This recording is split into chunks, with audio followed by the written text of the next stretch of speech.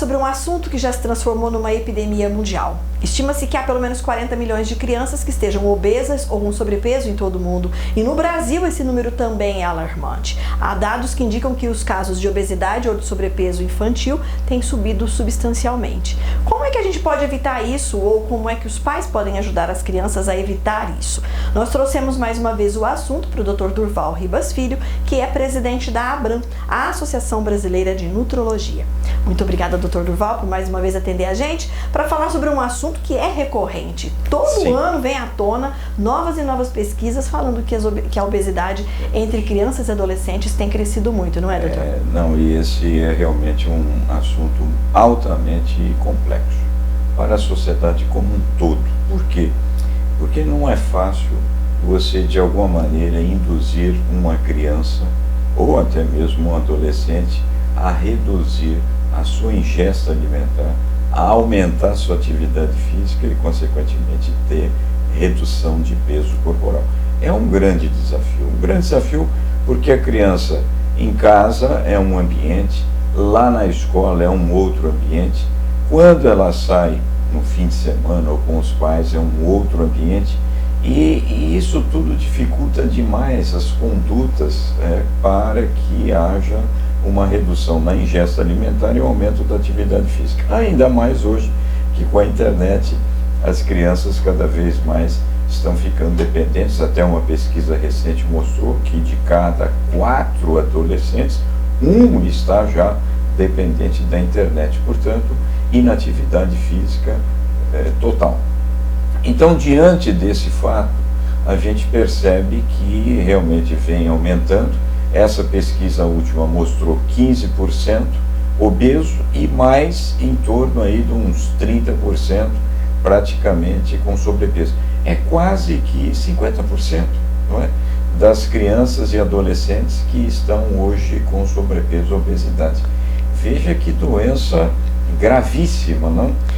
Excesso de peso, infelizmente, excesso de tecido adiposo, excesso de gordura é um tipo de inflamação crônica, low grade, que nós chamamos, que é, na verdade, uma inflamação de baixa graduação, mas então é uma doença e nós temos que combater, quer seja em casa, quer seja na escola, enfim, em todos os ambientes. Né? Que tipo de consequência tem, doutor Durval, esse sobrepeso e obesidade na infância para a vida dessa pessoa?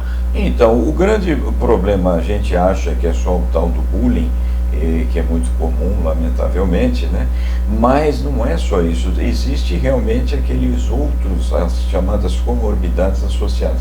É muito comum hoje criança, adolescente que tem colesterol alto, que tem triglicerídeos elevados, que tem ácido úrico elevado, que a pressão sobe um pouquinho mais e, evidentemente, desenvolvendo até diabetes com uma certa frequência.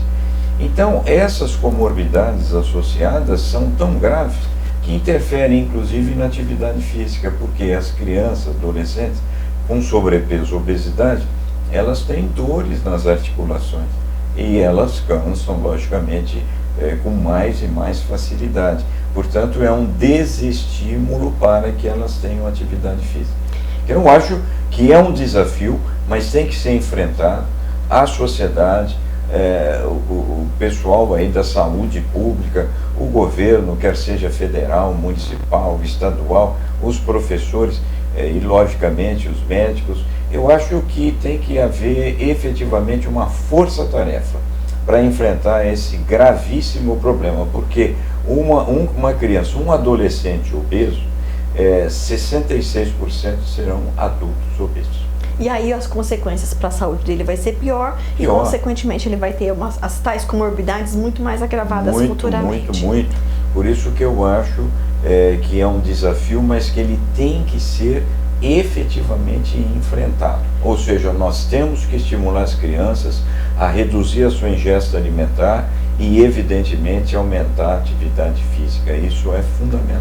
Muito se fala, doutor Durval, que a obesidade era entre aspas, doença, um problema de saúde de países ricos, onde a alimentação era abundante, e que a desnutrição é dos países pobres, em que não havia comida. Mas hoje a gente sabe que os países pobres também têm casos de obesidade, e que o alimento que as pessoas estariam consumindo, as crianças principalmente, sim, não teriam tanto elementos nutritivos, mas muito mais engordativos. É mais ou menos isso? É mais ou menos isso. E o Brasil, né, que já foi um país em desenvolvimento, eu acho que hoje já é um país desenvolvido efetivamente, ele passou por essa fase de transição entre desnutrição, energético, proteico, sobrepeso e obesidade.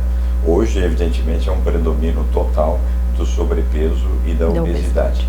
Mas ainda tem, logicamente, 5, 8% aí de casos de desnutrição energético-proteica. Mas o que se observa é que os alimentos baratos, eles são muito o que? Os carboidratos, principalmente refinados. E as pessoas, logicamente, têm acesso a isso e aí evitam, não é que evitam, não têm condições de comprar mais e mais proteínas, carne, ovos, leite e principalmente frutas, verduras e legumes. Consequentemente, eles têm uma ingesta alimentar que na verdade é uma grande quantidade de calorias, mas que são nutrientes que não preenchem as necessidades nutricionais daquele grupo de pessoas. Quando se fala em enfrentamento de todo mundo, da família, da escola, do poder público, enfim, como seria, na sua opinião, doutor Durval, esse Olha, primeiro nós temos que ter nas escolas a tal da educação nutricional. Né? Se fala tanto em educação física, logicamente, e se fala de todas aquelas matérias, física, química, biologia, mas esquece da nutrição, que é a nossa base. Ora, sem nutrição não há saúde, não há saudabilidade para a população e principalmente para as crianças e adolescentes. Então é fundamental que lá realmente nas escolas tenha-se educação nutricional. Eu acho que isso é fundamental, que as crianças saibam o que é comer certo, o que é não comer certo. Isso é fundamental. Por outro lado, é lógico que em casa os pais têm que ter toda aquela ajuda. Aí entram os avós, que sempre têm aquelas dificuldades maiores em não permitir que os seus netinhos comam isso ou comam aquilo. Mas não só isso, eu acho que é a sociedade. O governo estadual, o governo federal, o governo municipal, programas de incentivo, estímulo à atividade física e, evidentemente, educação nutricional básica em todas as escolas. Acredito até que hoje, nesse programa, nós estamos, de alguma maneira, informando isso. Quer dizer, mostrando aos pais que estão aí nos assistindo, aos avós, da gravidade dessa criança.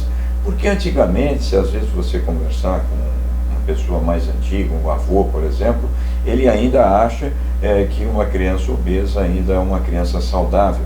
E, lamentavelmente, todos os estudos mostram claramente que é exatamente o contrário.